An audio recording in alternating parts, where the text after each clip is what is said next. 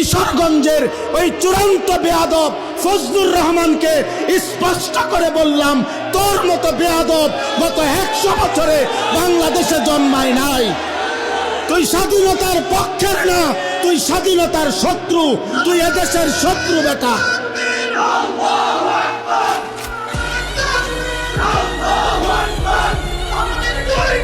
জুতা মারো তালে তালে।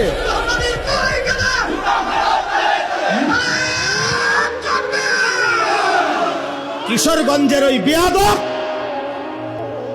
গত 60 বছরে তোর মতো বেয়াদবের মতো কথা বাংলাদেশে কোনো নাস্তিক মুরতাদ, কোনো স্বঘোষিত মুরতাদ এত বড় কথা বলে নাই।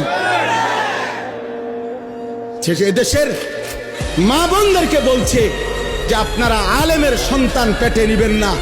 আরে বেটা বেয়াদব, তোর মতো বেয়াদবকে, তোর মা বাপকে যদি কোনো আলেমে দিন বিয়ে না পড়াইতো তো তুই ফজলুর রহমান কোনো নেককার চরিত্রবান কোনো পবিত্র নারীর ঘরে জন্ম নিতে পারতি না বেটা।